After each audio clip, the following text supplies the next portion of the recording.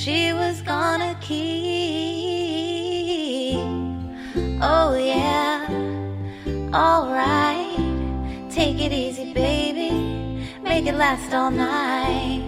She was an American girl. This is Deborahcratic, a podcast where we sit down with everyday Americans and hear their extraordinary stories. I'm your host, Deborah Drucker. Come along with me as we discuss those things that we were always told not to talk about. Politics, religion, and more. I promise you'll be inspired and have your mind opened by the end of this episode. Well, it was kind of cold that night. She stood alone on the balcony. Yeah, she could hear the cars roll by out on 441, like waves crashing on the beach. Hello, everyone, and welcome to Deborahcratic. On today's episode, we're doing something a little different. For 2 seasons, you've been hearing me interview all kinds of guests. I've been asking them about their lives, their values, their beliefs, everything. And maybe you've been wondering, who is this lady asking all these questions? What's her story? So today on Deborahcratic, we are flipping the microphones. Rachel Cooks, who was such a great guest on an earlier episode, is here with us again. And this time, she's going to be asking me the questions. So Rachel Cooks, welcome to Deborahcratic. That's right, Deborah. Welcome to Deborahcratic. Deborah is a dynamic, empathetic person, a mother, a fashion designer, a humanitarian, a big mouth activist, a podcaster, and wife to a legendary upright bassist. Let's find out how Deborah became the righteous babe that she is sitting with us here today. So, where are you from originally? Well, I'm a Laguna Beach native now. I've been here for 33 years. I do split my time between Laguna and New York, but originally I was born on an Air Force base in Mount Clemens, Michigan. I think I spent the first maybe year of my life there with my mom and dad. And then my dad was transferred to California. My recollection of my first home was in La Puente, California. My mom was this very cute, very dynamic, very charismatic young woman, very ambitious. I'm first generation American. So she married the American soldier, you know, the American good-looking Air Forceman. Where did she come from? Well, he was stationed in Casablanca, which is in Morocco. And he met this cutie and he fell for her and her family adored him. He was the American, you know, military, handsome, movie star, good looks man who brought them Coca-Cola and candy bars and cigarettes and all these American things that were hot properties of the day, which, you know, now we know are terrible for us. In Morocco. In Morocco. And so they met and her family adored him. And actually, my older sister was conceived and born in Casablanca. So I am the first generation from my mom's line to have been born in America. From my biological father, I think it was many, many, many generations back. Okay. So California, since you can remember, when did New York come into play? New York was a city that my adopted father, Severin, my stepdad, who later adopted me, took me to when I was 11 years old. And I just saw so much energy and life and color and lights and people and excitement that I fell in love with New York. And I thought, one day, if I can afford to be here, I'm going to have a place here. At 11 years old, you knew what you wanted. It was that impressive to me. Yes. So you grew up with your stepfather then? Well, we started out, my mom and my biological dad, he was a lifer in the Air Force. So he had been in the tail end of the Second World War, then Korea, then Vietnam. When I was a kid, I was born in the 60s, and I recall a very, very young memory of my dad coming out of the house, this house that we had moved to in La Puente, and he was wearing his uniform, and I was on the front lawn, and I was in a playpen, and I was hanging onto the side of the playpen looking up, and he came out in his uniform with his jacket over his arm, leaned over, picked me up, and kissed me goodbye. And I really have very little recollection of him living with us after that day that he left. It was not a long marriage to my mom, but his mother stayed back with us, his adopted or stepmother, and she helped my mom with my sister and I. I don't know when their divorce was final, but it happened in those very formative years of my life. Mm-hmm. I do remember about 5 or 6 years old, maybe I was 6, someone had introduced my mom to another gentleman. He was a Belgian American. They fell hard and fast. I just remember from the moment I first set my eyes on him, there was a certain connection that I don't even know where it came from, but it felt like I finally had the dad I wanted, or just someone, a friend, because my biological father was very volatile. He had an extremely difficult temper. I didn't fear him so much because he never projected it at me, but it was in the atmosphere of my youth. So when my mom met Severin, this gentleman that she was fixed up with, I just thought he was just the coolest guy. There's just something that we connected on a higher level. And about a year later, we went to the airport to pick him up, and he moved in with us. After that, they got married. I think I was 7. I was at the wedding.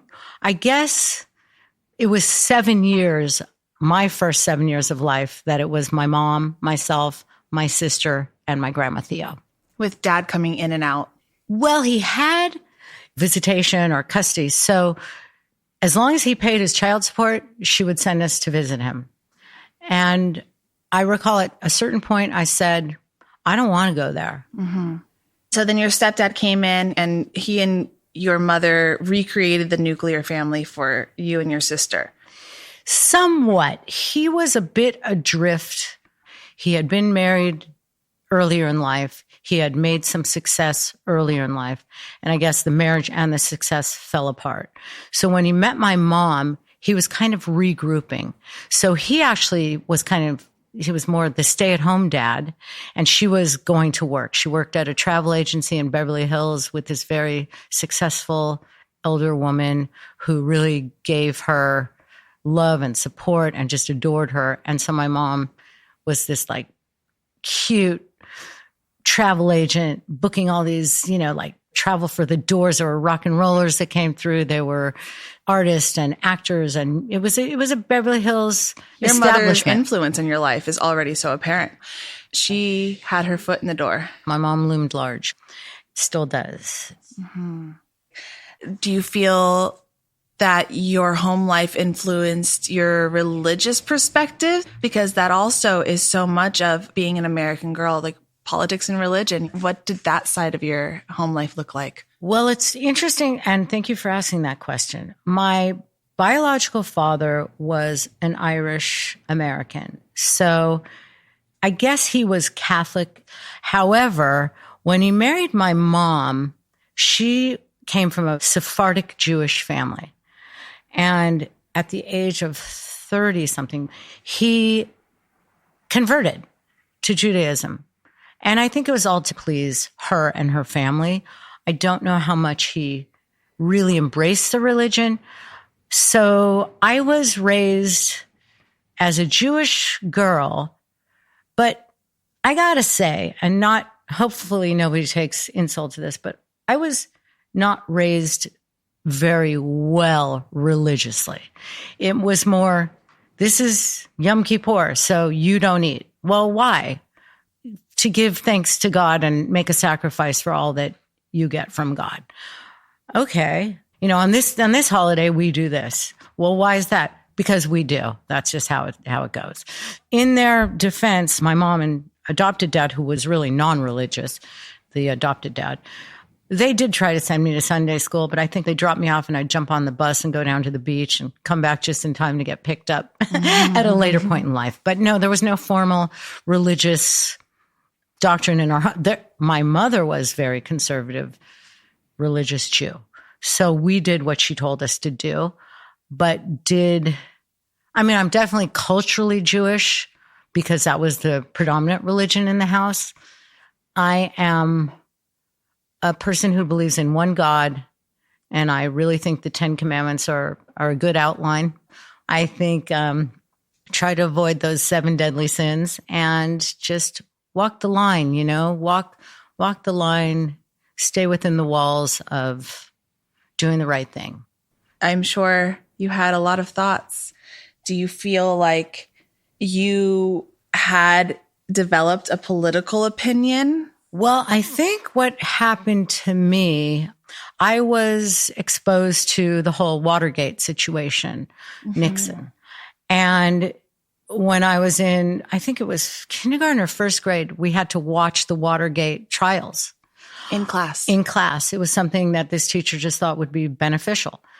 And so I kind of took to this political thing, this structure.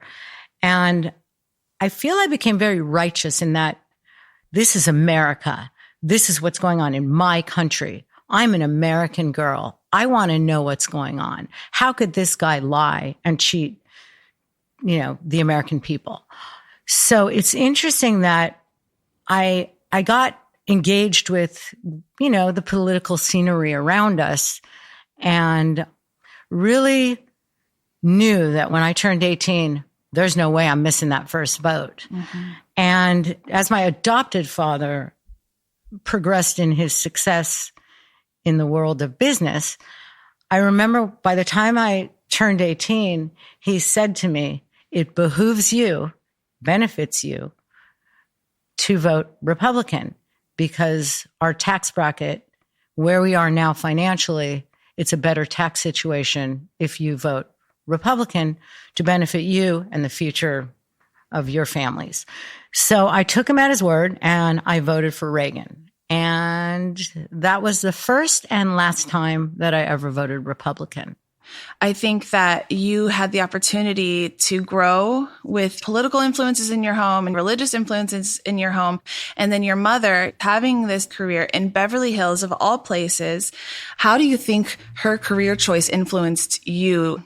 I think that it was less of a career choice for her. It was more a means to pay the rent, buy us our clothes. Because when she left the military dad, my biological father, James Alfred Duchesne, she was out there going, okay, what am I going to do? How am I going to support these 2 daughters and a house? And, she fortunately found this job. We had moved from La Puente and we're living in, Los Angeles. I go to a elementary school called Carthay Center. I'm like one of the few white girls in a predominantly, very ethnically diverse school. So my formative years from 5 years old until 10 were really cool. It was really cool. I had no problem. I love being in a culturally diverse environment. I think it's more exciting. It's more interesting. It was rich and there was, different ethnicities and different foods and different lunches and different, we'd have school dances. I mean, it was a great time. So yeah, when I go back to my childhood, it was a lot of fun. There were a lot of fun moments. As far as my mom, she was very ambitious. Once she got to America, she was like, wow. I mean, open your eyes from a very poor Moroccan family in Casablanca to suddenly this new culture, this new land. I think she saw a lot of opportunity and she's smart and she's driven and she was going to make it step by step. So from La Puente to West LA, when she was working in Beverly Hills and we were living, just barely, in a roach-infested, I gotta say, a roach-infested apartment. But, it's really interesting. I came from so little, but I never wanted for much. My mom did make sure that we had what we needed. And she then met this guy and they did, that relationship was pretty toxic, their relationship, but he was never toxic to me. In fact, I'd much rather hang out with my stepdad than my biological dad because just anything could set him off. And though it wasn't, pointed at me exactly. It was there in the environment, very scary. My sister and I, that was another toxic relationship. I just think she was very influenced by the goings on in the environment, and it really, she kind of picked up those habits and was a real tough sister to have. It's a tough go. She had a tough position. You had probably even tougher position being under her as she's enduring her environment. But it is really cool that you were given the opportunity to experience the value of fatherhood through your stepfather. That experience is something that I think we're all worthy of knowing the value of fatherhood, whether it comes from our biological parents, a step parent, a grandfather, a positive male role model. Then I'm really glad that you had the chance to experience that, because I see you here today and where you are. And I know that you're a mother of adult children, and you are a wife, a longtime wife in a successful marriage. And, you know, your stepfather, I'm sure, planted seeds for you. Well, you know, at the end of the day, my stepdad was everything that a dad was supposed to be. That's right. In place of the dad that wasn't. And the dad that wasn't, you know, it's interesting. I don't have any animosity towards him. In fact, I feel very empathetic towards him. He mellowed as an older person, but I think all young ladies benefit from a positive, loving, supportive father. I think at least you've got to have one parent who really picks you up and dusts you off when you're down. And my mom was like that breeze that kind of pushed me along in the right direction. But she was just, you know, she was surviving. You know, that marriage failed too. And there was a lot of animosity there, I guess. My dad was a philanderer, my adopted dad. I can't get to the root. That's their story. Being a good dad doesn't always mean you're a good husband. I think it's interesting because at the end of the day, he'd been married 7 times. Wow. By the end of his life in 2008, he had 7 marriages, 6 different women. He married one twice. So we say 7 marriages because there were 7 marriages. Wow. But he never, ever let go of his kids. He took care of us. When he met my mom, he had 2 kids in a prior marriage. We all came together eventually. So that's my stepsister and stepbrother, who I consider my brother and sister. And then he and my mom had my brother, Michael. So there's my half brother. The only disconnect there was my older sister, the one that is my 100% biological sister, and this stepfather, adopted father. They were oil and water. It did not work. And it was really disappointing for me because I was finally happy in a situation at our main home with my mom and her new husband. Could you tell me where you found yourself in all of this? Your stepfather and your mother have now ended their marriage. You're coming into your adolescence or your young adulthood. Where are you here? At this point, I am 15 and I'm in high school. My mom's on her own again. I'm with my mom. I'm with my sister. The grandma's now deceased. She died in 1974. Anyway, so I'm now with my mom, and her and my stepdad had purchased this home in Beverly Hills. So they went from the townhouse to a real house. They've now split. He's building his business. She's a real estate broker. She's, kicking ass, buying and selling and flipping. She's doing great. She's got this little boy, my brother, who's 11 years younger than me, my half brother, who is really my brother. I don't think of halves or steps or any of that. We all grew up so close.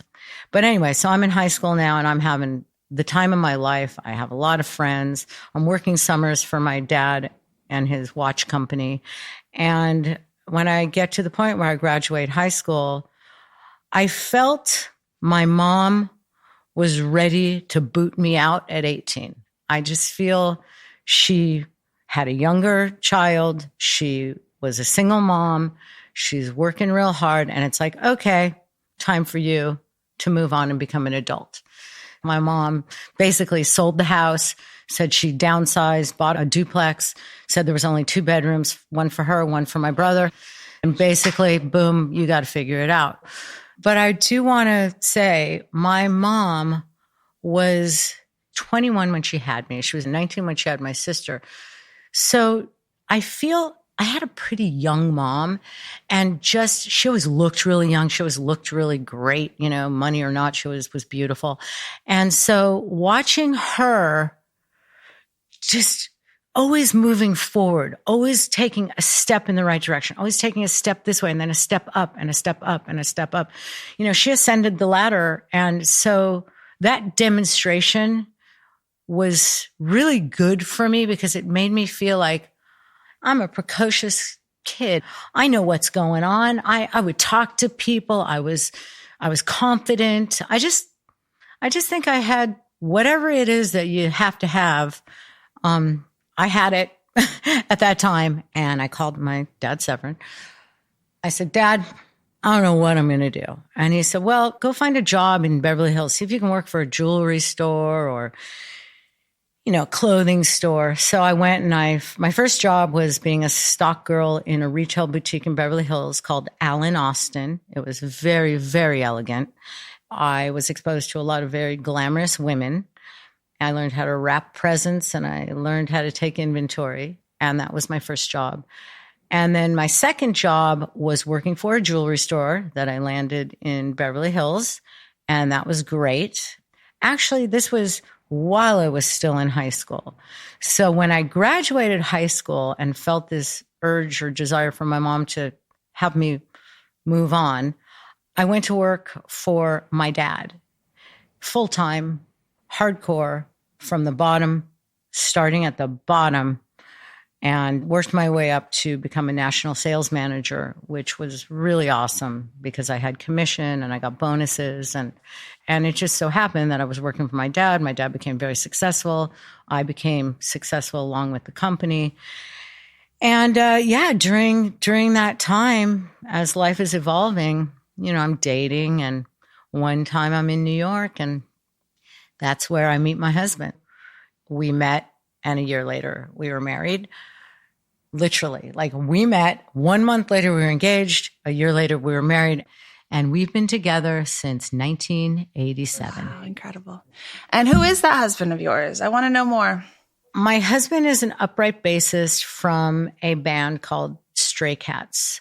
Stray Cats were really on the forefront in the early 80s of the MTV, extravaganza. And they are just a really super cool Americana rockabilly rock and roll band. He is, I'd say, one of the most legendary upright bassists of that genre. And he's just badass. But by the time I was 16, I was working for my dad part-time. By the time I was 18, I'm fully working for my dad. So at 18, I go to New York to do one of the jewelry shows because this is a watch business and we do these big trade shows. Fast forward, I'm in New York on business. Years later, I'm going there to meet with my accounts because the Gucci boutique on Fifth Avenue was one of my accounts. I'm going to corporate in New Jersey. The timepiece company was my dad's invention, and it was a timepiece company for the House of Gucci. Back in California, I'm living with this lady who needed a roommate. So I said, hey, I'll be your roommate at some party. We were together with friends and we had mutual friends. And she said, I need a roommate. And I said, I need a roommate. So we got an apartment in LA. Park La Brea was the community. And this woman, she was the daughter of the late actor Peter Sellers. Anyway, Victoria and I get an apartment together. I've got business in New York. I have this part-time boyfriend in New York. He takes me out to the VIP room in a nightclub. So we go to the private room in a nightclub in New York. We walk in and he says to me, hey, oh my God, that's Lee Rocker from the Stray Cats. And I'm like, oh, the Stray Cats? I said, my roommate's mom, Britt Eklund, is married to one of the guys in the Stray Cats. I can introduce you to him. Victoria's mother was this bombshell. She was a sex symbol in the 60s, I guess 70s. She had been married to Peter Sellers. She was a James Bond girl. And she was now married to the drummer of the Stray Cats, Slim Jim Phantom, who I believe was 20 years younger than her. So Victoria's mom was married to a guy that was our generation. Anyway, so Lee's sitting down, smoking a cigarette, looking like a rock star at this hip nightclub at the time. I mean, you're 22, 23, 24 years old. You're in the prime of At this point, I'm 23. So I walk up to Lee and I tap him on the shoulder and he kind of looks up and he goes, yeah. And I say, hi, your best friend is my best friend's stepdad. And within seconds, he says, oh, how's Victoria doing? Send her my love. And I'm like, she's doing great. I said, actually, it's this boyfriend of mine that wanted to meet you. So I introduced him to the boyfriend, and the boyfriend at the time is like, oh, you should call Deb. Are you still living in LA? And Lee's like, yeah, I still live in LA, but I'm going to move back to New York. He goes, call Deb. She knows all the cute girls, goes to all the parties. And I'm thinking to myself, that's great. He's the rock star here, but okay, you know. And the boyfriend gave Lee my phone number. I literally still have the matchbook with his handwriting, with my name and phone number that he gave to Lee. It's a Limelight matchbook. You still have it. I do. And so when I went back to LA, I got back to my apartment and I get a phone call and it's Lee. And I say, hang on. I look at Victoria. I said, why did you never introduce me to this guy? He's awesome. So I was on the phone with him. He asked if we could get together. I said, you know what? I'm going to 2 parties tonight. One is a family party. And the one after that, you may know some people at it. It's kind of a, real Hollywood party with like photographers and videographers and producers and models and actresses. He picks me up. This is our first date, but I'm still dating this guy in New York. So I'm telling him this is just a friendly outing. And so we went to this party, and literally the first party was a family party. He met my whole family in one go. And then we went to the next party and he knew everyone there. And I thought, this guy's cool. So ultimately we did start dating. He did live in LA and the other guy lived in New York. And it just was obviously a higher level connection between Lee and I than I had ever experienced in my life. At this point, you've clearly fallen in love with Lee. You're 26 and you have his child. You went on to have another child. Our daughter. Your daughter, who I know is a brilliant artist. And she really is. As far as I understand, your kids are incredible and they've been influenced by the two of you. They're both adults, fully grown, married, happy. We've touched so much on your childhood and your development into your young adulthood, becoming a wife and then quickly becoming a mother. And I'd love to know, now that you are in this lifestyle with Lee, who is a Hall of Fame stand-up bassist, how did you navigate that space in new motherhood? Well, again, thank you to my dad, Severin. He and my mom had divorced many years earlier, and he stayed around Beverly Hills when they first separated, and then he moved to Laguna Beach. And so he introduced me to Laguna Beach and 16, 17 years old. And I just thought it was a really beautiful place. When I got married, and he just adored, he's gone now, but passed away in 2008, but adored my husband. He said, why don't you guys get closer to me? You're going to have a baby and raising kids in LA. And, I guess he was reflecting on how wild my sister and I got to be in LA because, we were sneaking out. We were going to nightclubs too young. We were, it's a lot of exposure there. So he thought it was a little bit more of a wholesome environment down here for raising kids and keeping a marriage together, just less distractions. So being that my husband is a musician and travels for work, it didn't matter where his home base was because he'd have to get up and get on a tour bus or get on a plane or, get going from wherever he was. So we moved to Laguna Beach. We immersed ourselves in the community. We got involved with the school power. We got involved with volunteering at the school. Even Lee would come in if, there was a time our daughter was like little school president and Lee came in and did a little concert for her and for her class. And so we built a community around us right here in this geographical environment. And it really worked out. Mm-hmm. And as far as traveling, I met the right partner. I met someone who was always on tour. So that afforded me the opportunity to travel a lot, especially when the kids were little because they weren't in school, so I could take them everywhere. When they got into school, it was more restrictive, so I couldn't, go on every tour or every whatever, which is probably better for the marriage. But you were able to have what was the difference between your kids, the age difference? 2 years. 2 years. So you were able to have your toddlers backstage. Oh, it was at some of the most cool stages around the country and the world. Yeah, they really. What was it like having toddlers backstage compared to what it was like, prior to being a mother back there? Well, the partying went down and the seriousness came up. We would, I think our son went to Japan when he was 10 months old. That was hard, because a 10-month-old trying to find the right food and just keeping him comfortable. And the guys were so busy touring, but we just pretty much put them in a backpack and brought them along, and they adapted. Our daughter, she was a little sponge, she took everything in, and she noticed the art, and she noticed the colors, and she noticed the embellishments on clothes. She was very aesthetic.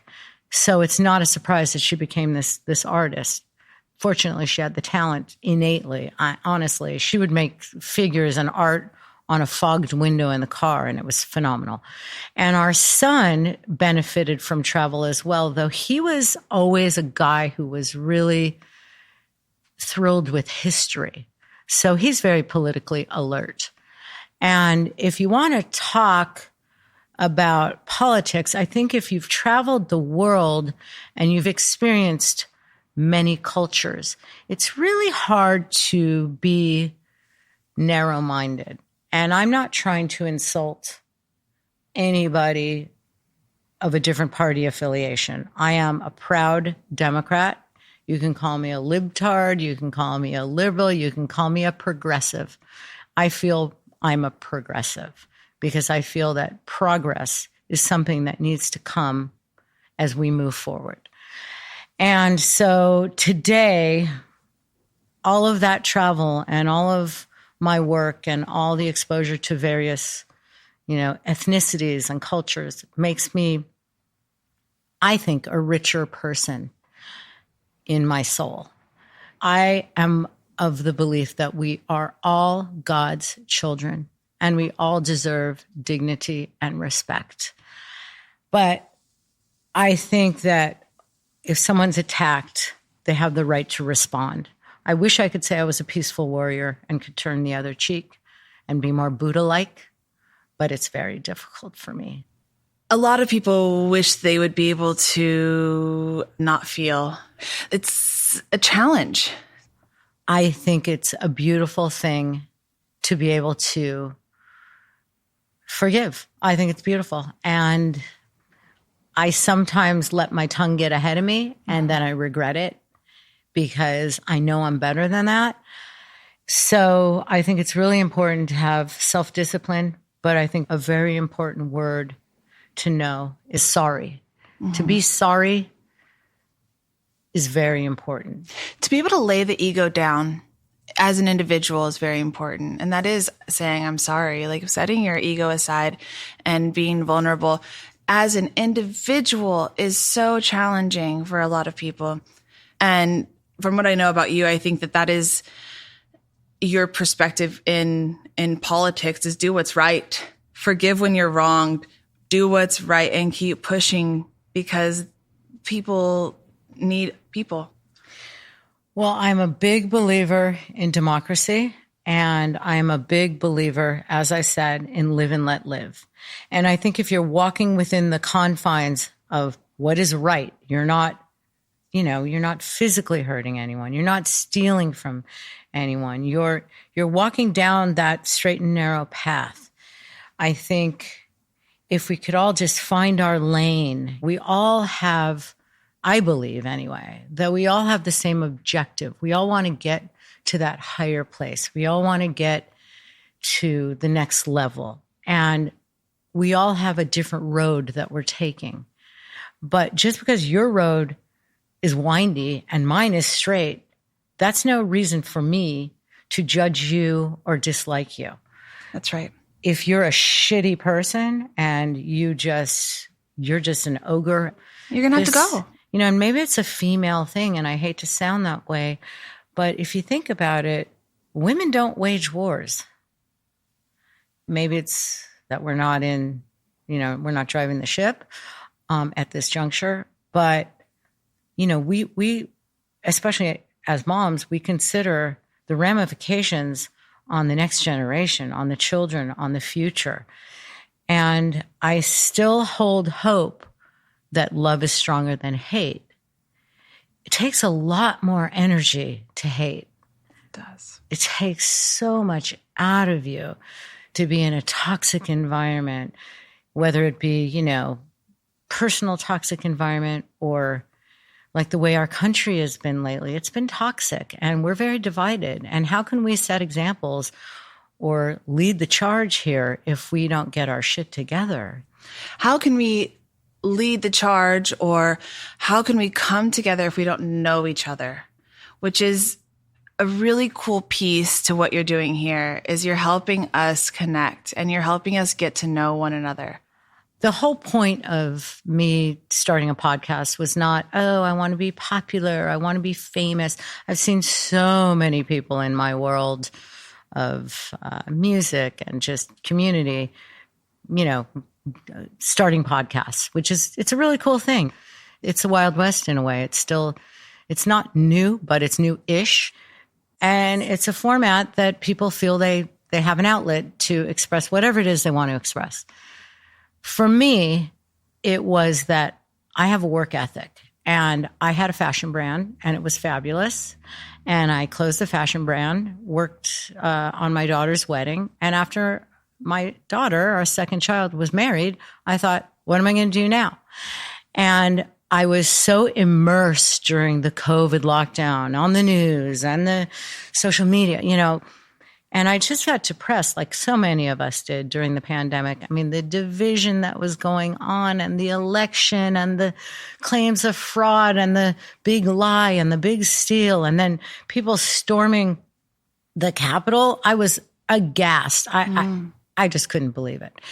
I saw so much animosity, and I got drawn in debating with people on the internet, just stupid stuff. And I decided, you know what? There's a higher calling for me here. This isn't it. Mm-hmm. Spouting nonsense off on the internet, it doesn't mean anything, doesn't amount to anything, at least for me. So I thought, I want to hear people's stories. I want to know why you love baseball. I love baseball. We both take a great hot dog, but we're so divided in so many other ways. Your faith is more powerful than my faith. Well, who said so? So you mean one is right and everybody else is wrong? And I thought, let's expose people's stories here on this platform. And I'd love to hear more from the right. I love the left, the center, no party at all. I want to hear from lots of people because this country is made up of lots of people. And I just felt like, wow, you know what? I love to listen. This is interesting that I'm sharing my story because I'm more a listener than I guess I'm a sharer, but I'm generally... You're an incredible conversationalist, but I do appreciate your listening ear, and your curiosity is unmatched. Not only your curiosity, but your intention to understand.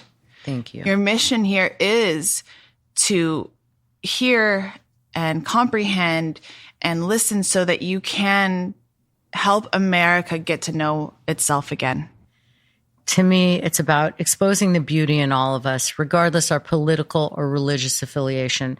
This is a soul connection. This is to connect people in the deepest parts of their DNA. It's not what we were told to believe in. It's not what we're seeing on the news. This is about human connection. We are the people, and we are the state of America today.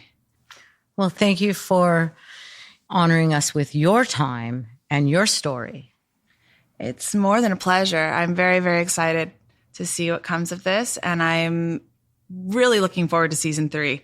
So thank you, Deborah, for attending your show and allowing me the opportunity to sit on this end of the mic.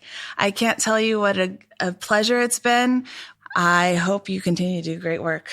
Well, thank you so much, Rachel Cooks. This episode of Deborahcratic was hosted by me, Deborah Drucker. It was produced by Lee Rocker with co-production and editing by Gideon Brower. Our amazing music was performed by Amy Nelson and Kathy Guthrie of Folk Uke. Be sure to rate and review this episode wherever you listen to podcasts.